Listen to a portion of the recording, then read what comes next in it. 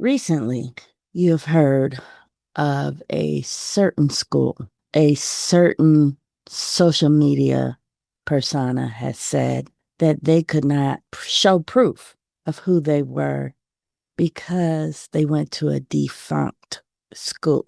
I'm here to tell you that's not true. Matter of fact, it's personal. Now, there is a letter you get, and they never give it to you when you enroll. It's not when you sign your loan paper. It's not when you walk into your first doctoral seminar, full of ambition and a little bit of terror. There is no letter that says this institution could close. There is no warning that says the credential you are sacrificing your years and your life for to earn might dissolve right before your eyes, before your hands can even hold it. And yet, for a growing number of students, this happened. I'm Dachi, and this is the Scarlett A. I have brought together a few people for a roundtable where we're going to highlight what higher education forgot to protect. And you're going to hear true stories, including mine. It's going to get a little personal. So today is part one. These are stories that talk about the beginning of an end. There are phone calls, the emails with no answers, the classmates who scatter across everywhere, the years of work suddenly suspended in legal and academic uncertainty. The moment everything changed. These are not hypotheticals. These are real people. This is not social media hype. This is a conversation that should have happened a long time ago. Let's begin. Welcome to Emerging with Grace.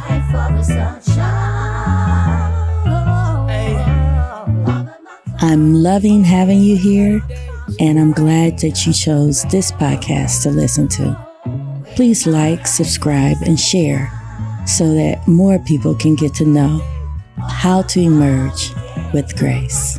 Thank you. I would like to introduce you to our three guests.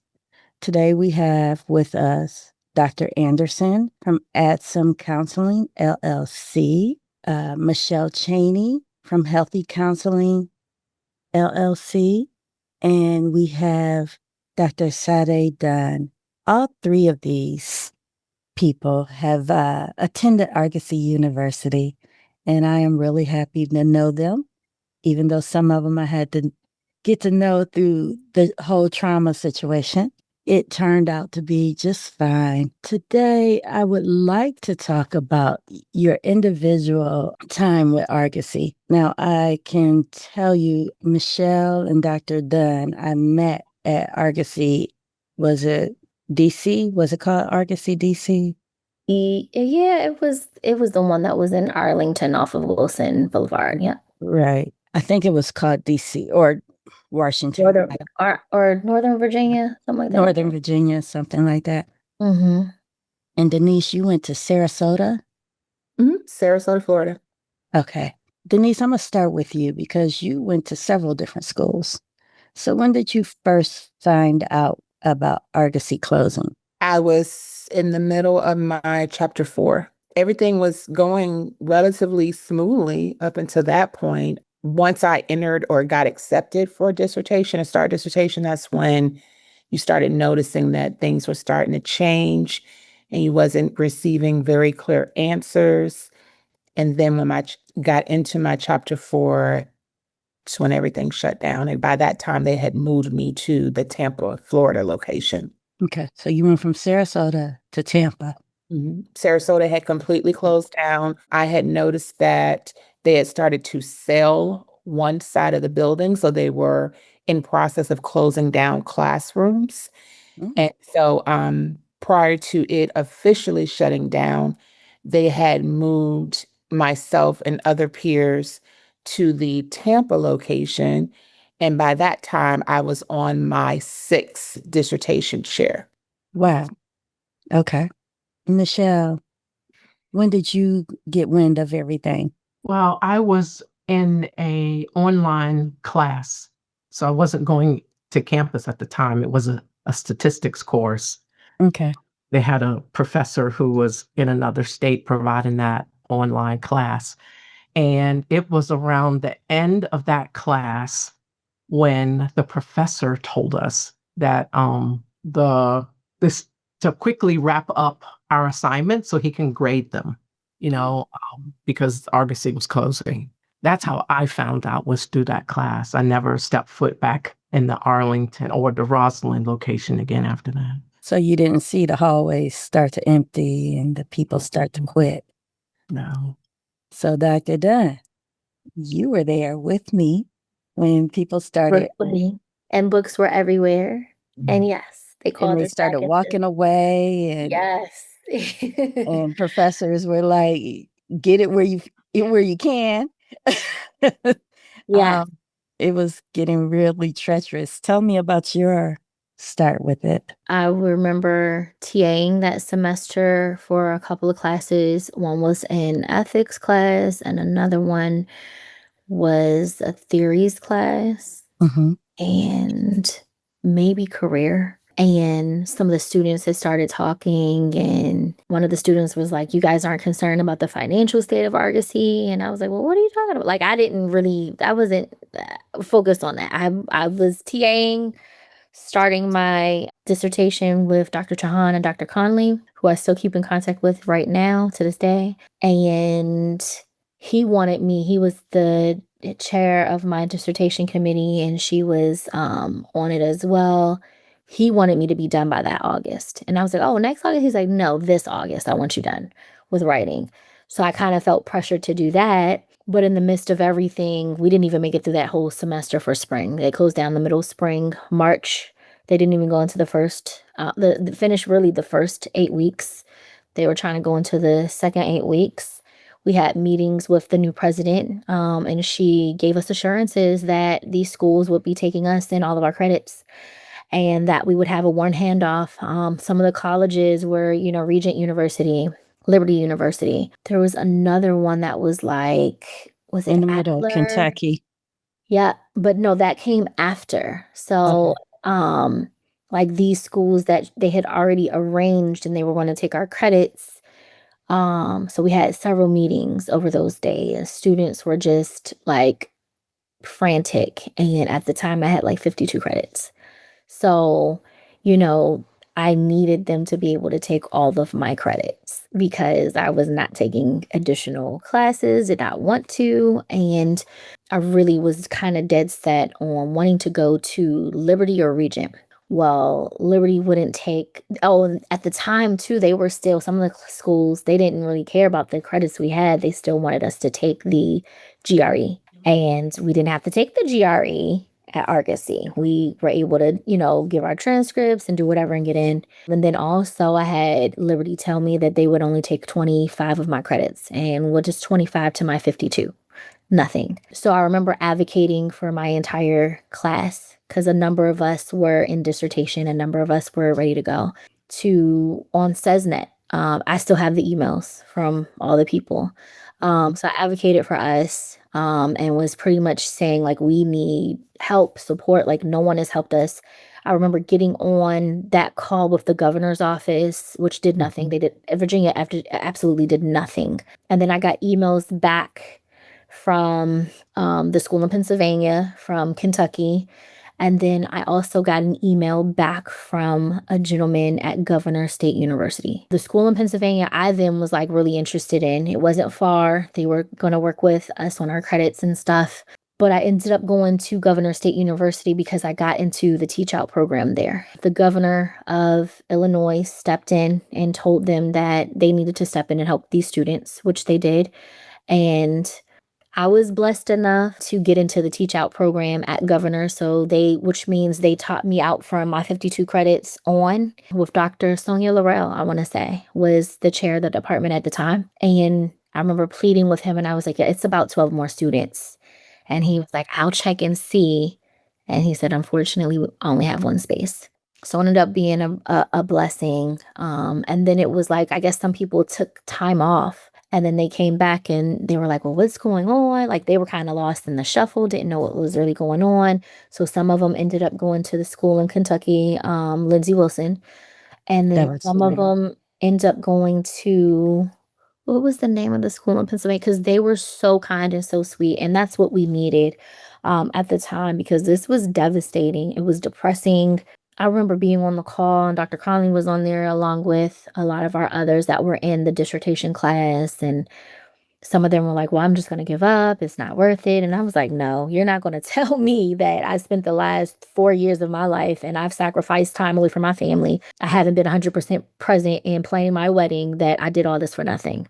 So no, I'm gonna keep on fighting. I'm gonna keep pushing. You and I would talk occasionally, and like it'd be days where it was like, I don't have it.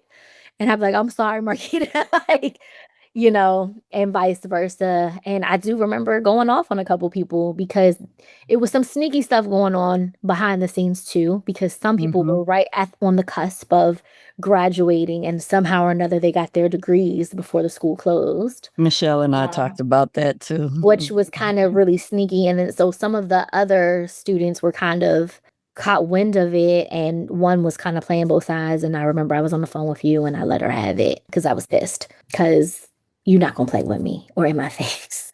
Yes, I tried to invite a couple of people. I went back and I looked at your emails and I thought, oh, it's like 13, 14 people in these emails. I can invite them. Mhm. But my first wind of it was January 31st, 2019. I had finished my comps and I started on dissertation. Mhm. And I thought, okay, so January 31st, I'll see if I could find a letter and put it up later in the video. January 31st, we received a letter saying that they were in financial trouble. And I remember getting I didn't even look at the email. Like it came through, you get a whole bunch of stuff from schools, said Argosy. I didn't even look at the email, but another colleague reached out to me and she said, girl, we about to close. I was like, I just finished taking my comps. Mhm. I'm not Here, going and anywhere. I have the email too. And that was January 31st, 2019, correct? I don't even remember getting Hello. an email. You didn't get an email. I think it was Virginia that advocated for us. So I know Sade said they didn't do anything for us, but I think they did actually a lot. Making sure we got our transcripts and making sure, we got all of that. Well, I mean the state as far as the governor of Virginia. I can't remember, was it Northam, Ralph? They didn't do anything at their office. Like as far as because what happened too, which I didn't like, the APA stepped in and told the Chicago school to take all the clinical psych people so that they could finish. But the No one did ACA that for didn't us. step in and do anything for us. ACA didn't step in and do anything, and nor did the state of Virginia. But I thought it was weird that the state of Illinois stepped in because the school closed there too, and Mhm, told the other schools that had the programs that they had to take these students and they had to help them graduate. We didn't mhm. get that. We did not. Denise, in Florida, you didn't get a letter? I do not remember getting a letter. I could be wrong on that. I just honestly don't remember. What I do remember is they had this mass Zoom conference call. It was well over 200 people on this call. And the thing that irritated me about that call is nobody would say it. Nobody would say the words that the university was closing. They still thought that it was helpful to give students false hope, false expectations. Nobody could say the word. Even my chairman at the time, he just told me, keep writing, just keep writing, just keep writing. And so I kept writing. And then one morning I woke up and it was literally on the news and they were showing all these different locations. There were what I remember vividly was that there was one location where they actually had chains on the gates. Like Mm. students, they had showed students going to class and could not get through because the gates were locked up. They had chains on it. And Crazy. I went to work that day. I was working down south at the Florida Civil Commitment Center as a clinical therapist there. And there were whispers around my department. Did you know that was prior to me getting married? I was like, did you know what happened to Miss Primus? Did you hear what happened to Miss Primus?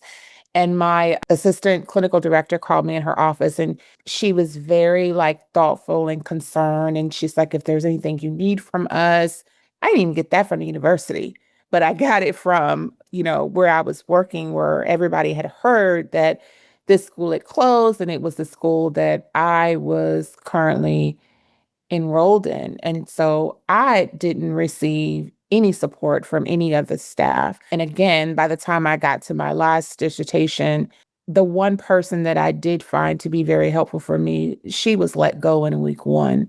And she had enough respect for my process to let me know that there's a strong possibility that she could be gone within 2 weeks. And we strongly believe that that had to do with some racial barriers, because she had noticed that there were some differences in terms of how the Black students and the white students were being treated. And that was questionable also in terms of, I also noticed that there were certain students that were allowed to complete their dissertations. Like they were doing everything possible to make sure that they Yeah. got theirs confirmed before the university Mhm. closed. So there's quite a bit of that was Yeah. going on.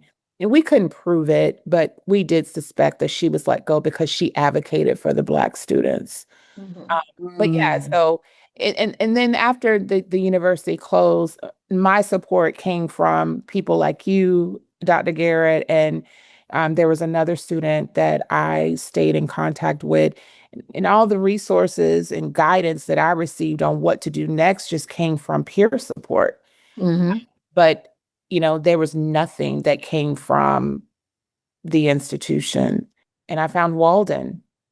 And Walden was a blessing for me. I mean, it truly was. The way that the staff showed up was really encouraging. But Dr. Garrett and I used to joke around that, we was the Argosy crew. Like everybody knew we was coming, because there were so many students from Mm. even instructors that had been, Yeah. they were professors at different locations that were trying to find their footing from everything that, so, it's like on one hand, we're feeling like we're in this separate group, but then on the other hand, you have instructors that could relate. And so Mhm. I found that to be helpful too. My But favorite was Dr. Suarez yes, and in she recently Colorado. retired. She recently retired. She's that lady, she showed me so much grace. And I don't think it was favoritism. It was just like, I get you. Like, I Mhm. know that this has been a rough road. And she made accommodations that I don't think anybody would have made if they had not experienced that. Otherwise, I would have been sitting for an entire year doing nothing. So she was a blessing. So I was able to find so many blessings in such a horrific situation, traumatic situation, but it was very sad because you grew relationships with a lot of these professors and you didn't even get to say goodbye. But it Mhm. was most disheartening for me that the ones that have been there, with the exception of Dr. Rodriguez, I still keep in contact with him. We are still connected. He was the only one out of all of them instructors that's like, how are you? Still cheering for you. If he would see anything like that I accomplished or just move forward, it was just like, man, but all you need is one. And him, I'm sorry, Dr. Murphy. All you need is two. They were my two. Cannot leave her out. But she was originally out of Chicago. But that's it. That's it. Well, listening to your stories is helping me remember some of the things that I experienced too, because it was a very disorienting time. We had so much energy invested in school, but I had just finished the last of my coursework. The next thing was going to be the comp exam, but I'd already started working on my dissertation. I had started a study because I needed, to have field work done. So I was in the midst of doing that with the local police department, interviewing police officers around the shootings that were going on. And I had finished two interviews. I was starting to put my material together, talking with Dr. Trahan, who was going to be part of the chair. And it was weird because he was saying, hurry up. Like, he didn't say anything else, but I felt that push. Denise, you had talked about it, like, hurry up, hurry up. I felt that a little bit. And I was like, well, for what? I got plenty of time. I was just about to wrap up that last course. I know I had plenty of time to prepare for the comp exam, which where I needed to put most of my energy and not just in the studies. So I was putting together my chapter one. There was so much going on then. I wasn't even thinking about Argosy that way. But Marquita, when you pulled up that letter, I remember seeing that. That was Sade. When it said, it reassured us that everything was going to be Yeah. okay. So I kind of like, okay, let me not think about that because I have so many other things to think about and prepare for. But then Dr. Trahan became less and less accessible. And I heard somewhere among the students, yeah, he's got 1 foot in, 1 foot out. He's trying to put more energy somewhere else. Only thing I think that bothers me about all that is that no one was really telling us what was going on. I think a lot of Exactly. could have transitioned. Mm-hmm. I'd have felt as if the bottom fell out. We wouldn't have been overwhelmed. We wouldn't have been a part of this horde of students rushing these universities. Mm-hmm. And we could have made maybe different choices. So Mm-hmm.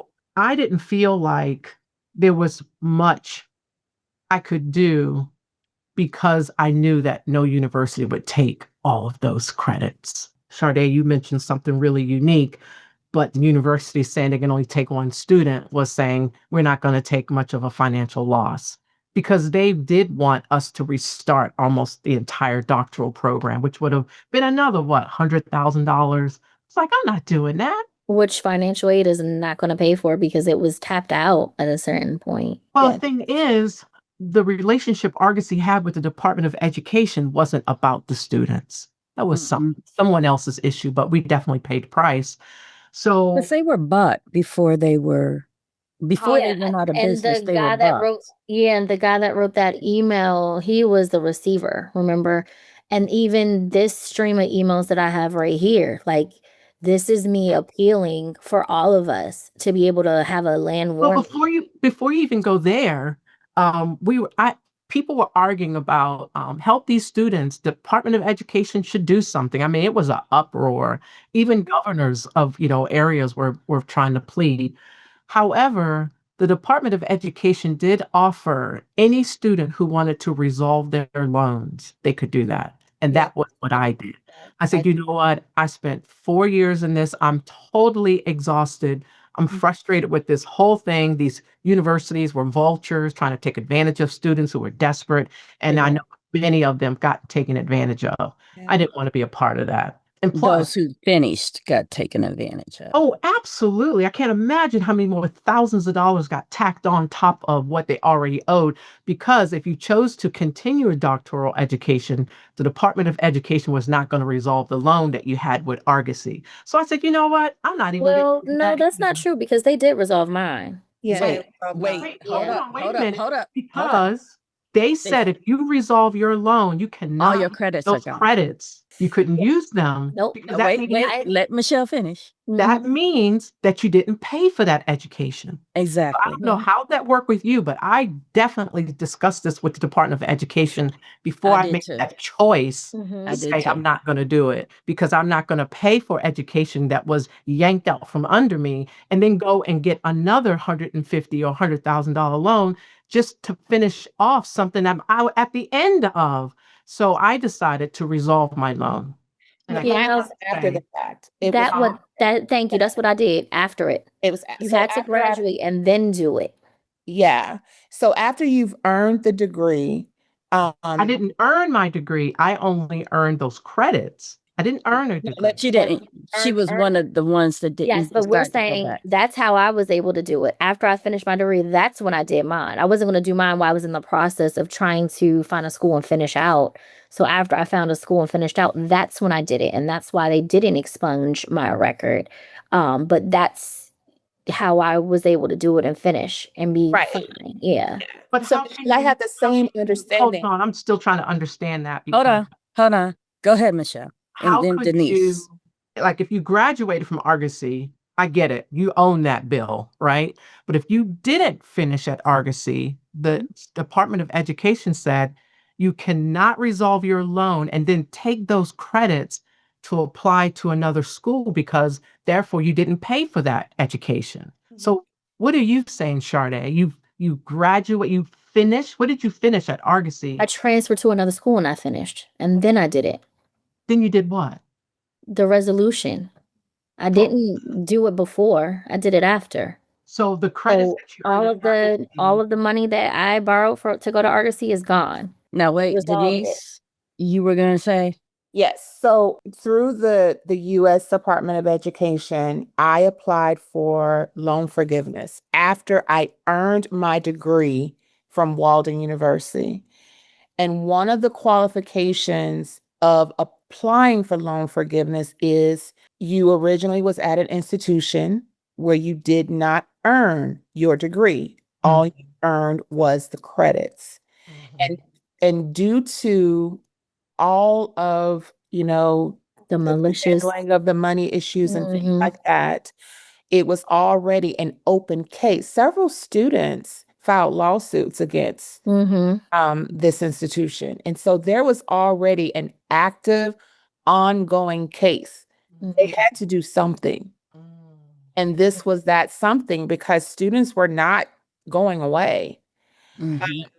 And so I have to be honest with you, when I applied, I didn't really think too much about it because I was like, nothing gonna happen with this. But it did. I mean, it took about a little over 2 years. Really? It was that process, and they would keep you updated. I'm actually trying to find my emails, but they would keep you updated on the status. They invited you in when they would meet for the hearings. You had an open invitation to join the hearings so you can hear what was being discussed. And it wasn't just Argosy. There was an entire list of institutions other than Argosy That they had been through that experienced too. the same thing. I wish I could find the actual name of the program, but yeah, and so Borrow's Defense Program. yes, thank you. Yeah. What was It was something about like you graduated because it was like ITT Tech and some other at the same time If Argosy the school closed the promised AI you something Institute. and you did not receive it. The AI Culinary Institute also closed too at the same time. Right. And so if the school promised you job placement and all that stuff and you weren't able to get it, you were able to apply for borrower's defense. So that's exactly what I did. You can't take a degree away from me after I've already gotten it and it's been conferred. I went on Capitol Hill and I advocated and I advocated. And the more I was advocating, the angrier I was getting because people weren't listening. They were allowing us to talk, but they weren't listening. They're like, oh, that sounds so bad. Almost to just make fun of us. Because I remember calling Basically, the yes. stations and it was somebody that answered the phone and he was like, well, that's what happens when you go to a for-profit institution. And I was like, what? Like, I wanted to cuss his ass out, to be very honest with you. But I said, that has nothing to do with what actually happened to the students. And it's a K-CREP accredited school. It was people don't realize it was a huge institution with several campuses, Florida, Atlanta, Illinois, Virginia, out west for, California. And these students were displaced and we were promised to be able to walk and finish and also have a warm handoff. And then what I did notice is some of our white counterparts were getting told two different stories. So I remember saying to one of them, Vicky, call Liberty and see what Liberty tells you. And she was like, oh, Liberty said that they'll give me, direct admission, that I wouldn't have to take the GRE and I wouldn't have to do X, Y, and Z. And I only have to take 3 or 4 classes. And I was upset. Because then also what was happening is when you did transfer to these other schools, you had pretty much a target on your back if you came from Argosy because they made you work harder. They made you do different things. They did make me I had to take 1 extra class, but they put more pressure on you, almost like they thought that our school was easier, where our school was still very rigorous. It was very challenging. The other thing that was, hindsight is 2020, because looking back at it now, when I first came in for even my interview, there was, and she's still in the field too, but she was going on sabbatical and then had eventually left. Then our chair abruptly left. Then another department Our chair professor was my left. chair on my dissertation. And so I'm like, why are all of these professors just abruptly leaving, not even giving 2 weeks notice? And I remember even talking to the ones that I keep in contact with now, they weren't even paid their last couple of checks. So it was very devastating for them as well because they were having promises. The new president that had came in, I remember her like just talking with her and I'm like, what they're not going to like I thought they had told us they were going to have a direct acceptance to these other schools and they didn't. And she just hugged me and was like, I'm sorry. Like, what's your sorry gonna do with my degree? Yeah, It's I not didn't go to the meeting where they said if you come, other schools will be here to get you. That was a 2.5 hour drive for me that I was not going to make, and I was not going to lose the respect that people may have had for me because I was not in the mood to Yeah. talk to people in a nice way. It was Denise, a what mess. And I happened in just remember Florida? students were crying. There were books just piled up everywhere in different corners. Like you just see like just everything in Oh, I disarray. You're remember, like trying to figure but I out. want to hear what happened in Mhm. Florida.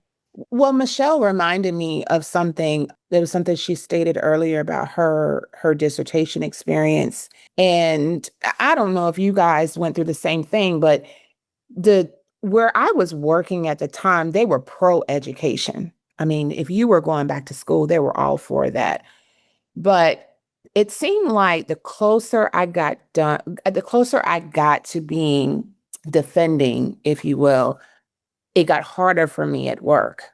And I remember because I needed, it's like that push that Michelle was speaking of, that push to get done. I had asked to take leave, which I had to use my own vacation time. I'd asked to take leave so that I could go and do my interviews. Now, mind you, I had reached out, I know, to like 20 locations, and everybody told me no, or they wanted to know if I was providing some type of compensation for any of the participants. One location said yes, and that was in Tampa. So I got the stress of this is the only location that told me, yes, I have to make good on this. I got to make it right. So I was willing to do whatever I need to do just to get these interviews done. And even in my interview process, I felt rushed. And when I got there to interview with the location and, just kind of propose to them what I'm trying to do, the guy who is now passed on, he gave me such a hard time. And y'all, I nearly broke down in the middle of that interview. That's the level of stress I was under that I don't even think I realized I was under at the time. And that's what Michelle reminded me of. It's just the weight of how important it was to get things done, right? I'm risking getting written up. I'm risking all these accusations because it was an audit at the time. And audits are a big deal. I'm asking to leave during an audit. You don't do that. But I had to use the time that is available to me. And then when I get to this location, my only yes, and this man is drilling me as if I am looking to take advantage of his partner. Because this population is a very, very, delicate population. So I get it. But I literally had to say to him, stop. I need you to stop. I want to remind you, I am a student first. And I am just trying to I don't know what I don't know. That's why I have to do the research. That is why I'm here. And I was like, I understand the concern you have. I've asked 20 people. You're my only one. I need you to stop. Like, whatever this is, just stop. If you don't want to do this, you don't have to. Like, at that point, I'm like, what do I have to lose? I've had disappointment on top of disappointment, whatever. It was the lady who was like, okay, let's take a breath.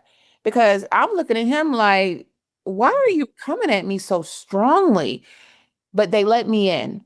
I had 5 days to do my interviews. I didn't even get to the group, the group questionnaires. I had to accept that.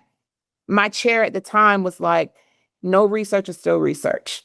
But you leave still not feeling fully good about the work you've done, right? So it's like, while I hear that Argosy still had these high standards, I felt like I was just getting less than every time I turned around. Like it was just no appreciation or respect of how I valued my study. It's like, it's not even being given the same respect anymore. It's just about, Mhm. let's just get this done. And that's why, when people ask me, I say to them, Walden was a blessing for me. I am proud to have Walden University on my transcript because I realized going through that process, just how much I didn't know, just how much I was neglected as a student, all the way to chapter 4. I had no guidance. I had one chairperson, that was Dr. Murphy, who did everything she could to give me a head start.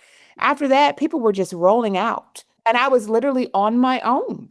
So let me explain for those who are just trying to understand this whole Argosy thing, because I will tell you, Michelle, I just got a letter last Friday saying that my loans were dispersed. Wow. I know that Sade and Denise got their letter at the same time because I was on social media and I saw it. They were like, look, bam. And I was like, okay, but I'm waiting. And we've gone through 2 administrations since then. And I just got a letter saying that it will be dissolved as of July 1st of this year. Well, mine got dissolved like in 2 months. I just filled out the application, submitted it, and it was done in like 2 months. But they said that you couldn't have those credits, correct? Well, that's what the Department of Education stated. Like if you Okay. dissolve the loan, then, you don't. But do you think I don't use those transcripts? I'm like, I earned that. I earned that with time, sweat. I earned those credits. Now So you said, Sade said you had 51, I had 52. 52 credits. How many did you have, Michelle? a little over 40, I think 46 maybe. Okay. And Denise, how many did you have? I couldn't even tell you credits. I just knew I was in chapter 4. I Well, I had completed all requirements. I had nothing remaining but to complete my dissertation. So just completed all requirements. I had 62. And I think if you go to a quarter school, you need something like 70 credits, but that includes the dissertation. And if you go to a semester school, you only need 60. Sade is mentioning several of the semester schools who were like, oh, you went to a quarter school. We're not taking this. Liberty was one of them, and Regent was another. I had Sade pulling me to apply with Lindsay and with the Chicago one. She was advocating for me to get in there. I appreciate that. That Pennsylvania one too. Yeah, I sent emails. I sent feelers, but the only school I applied to was Walden, because when I called Walden, I said, listen, I have 62 credits and I'm not into reinventing the wheel. And Walden at that time said, you don't have to. You only have to take 5 classes. I still have the letter. 5 classes. I know I sent the letter to Sade. Like, look, I'm somewhere. I don't have to take it all over again, because Liberty was telling us we'll take 5 credits. 5 credits is 1 class. and I think I just wanted somebody that was stable. Like, I didn't want to go to another institution and I'm having to worry about, are you going to close down? So you're literally doing your research on who you are. It's more than just credits. It's more about what you're going to take. It's more about, are you going to be around? Because I'm not going to repeat this. And I, like you all, we're too invested. I mean, this is like debt on top of debt. The years that it has taken to, and I don't know about you, I'll put it out there. I wasn't done paying for my loans for my master's. So I was so like, I'm finishing. I don't know what it's going to look like, God, but I got to finish, right? Like, it's too much been sacrificed. So it's like with Walden, they were offering, Dr. Garrett, you can remind me, but they were offering like special accommodations for Argosy students that were coming in. But because Argosy, you would have earned an EdD, Walden was a PhD. And so you had to catch up. And so I didn't look at it as, oh, you're making me repeat or take these classes. I was like, okay, I got to catch up to what the PhD standard is. So I ended up having to take 6 additional courses and having to be told, we're going to have to discard this. Y'all, I will never forget those words in my life. Discard. My dissertation. Thank you. Oh. Yes. I never Oh forget. yeah. That was Dr. Kareem Bridges. That lady, she met with me. I was teaching in secondary and we were on our class hour, and I was in there by myself meeting with her. And her exact words, "We're going to have to discard this." And Well, it I doesn't literally fit, was right? like, I can't even breathe. But it Like, wouldn't fit it. Hmm? It wouldn't fit, right? It was, Into it the just the did, the it did not meet standards. yeah. And the other thing I remember her saying was because it had been through the Turnitin process, it was going to hit high on plagiarism, but I think that was just stated just to try to smooth it over. At the end of the day, she was just like, this is not standard for us. We're going to have to, that's not her words, it's my words. Her words were, we're going to have to discard this. And I cried so hard. But that lady said, it's okay. It is okay. And I was just like, no, you don't understand. You don't understand. Yeah. I went to laying everything out to her, and she said, I hear you. And I'm like, no, you don't hear me. That's what everybody But that's said. that's what I was saying about how they made us jump through extra hoops and additional hoops, because even though I was in the teach out program, it was much more rigorous and much more that they were doing. I had to fly out with Dr. Trahan to present my thesis before, or my prospectus or whatever, so it could get approved. And because we had went through all of the trauma and drama, I couldn't remember at the time. Like, he said, just keep writing so we can kind of firm it up and kind of, send it in to them. So this is right before COVID. And so we fly in, we get a rental car, and we're straight there on campus. I go and I present it to them, and I don't know these other people, mind you. And what I do know about professors, being that I was one as well, I want you to write it how I want you to write it. Because if I don't see it and understand it, you got to rewrite it. Okay. I am talking and taking them through my study. And afterward, I was like, you know what? It was written that way because I was doing a mixed method design.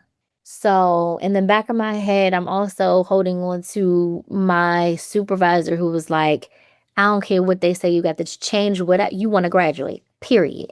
So when I tell you I got that thing back, and all the questions, like being face to face and defending it in front of them so they could approve it, so I could go along with my study, it was, well, why are you doing this? Well, why are you doing, tore everything up, like ripped me to shreds during that meeting. And I was like, but it was like it was approved over here and it was fine over here. But here at this school, because I want you to do it this way, because it needs to be on our standard, because you're going to be graduating from here. I need to understand this, and this. Well, why are you doing this? Well, why are you doing that? Well, why are you looking at counselors and social workers? Why don't you just focus on counselors? Well, because I wanted more, a wealth of information. And I didn't want to just do a quantitative study. I was more qualitative. So I was going to do both. That was hard to go through. It's like turning in your paper to a new teacher, and then they just mark you just don't see nothing but red on your paper when you get it. And it was hard. In addition to going back to Denise's point about, I signed on to do research with a couple professors while I was there and couldn't do it because they were leaving. So the rigor that a couple of my colleagues that graduated a year or two before, they were like, yeah, we had this and they made us do that and we were researching that. And I was like, oh, and also presenting at different organizations like conferences and stuff. We didn't get a chance to do that because they were in survival mode by the time they got us, which we didn't know, which is why people were leaving. Mm-hmm. So the experience, was taken away from us at the time because the people were leaving. They weren't invested anymore. They were trying to find their own jobs and survive as well. Meanwhile, we're trying to get through these classes. Mm-hmm. So I listened to Sade, and I was hearing what she was going through. And I was talking to Denise, and I said, Denise, we're not going to be able to use our dissertations. Mine was on adolescence. That's not what I finally did it on, because at that point, like she said, we had put it in turned in. And turned in is a process where they check to make sure you haven't plagiarized. Well, if you put it through turned in one time and then you go to another school and you put it in turned in, you're plagiarizing at that point. It'll see you plagiarizing yourself. Correct. Mm-hmm. So I have to explain that for people who don't understand the process. Thank you for listening to this podcast all the way through. It may seem like some people can get away with things in life and Some people just get all the trials that life throws at it. But I'm here to tell you there's more. Please stay tuned for part 2 of the Scarlett A. Waiting my life for the sunshine.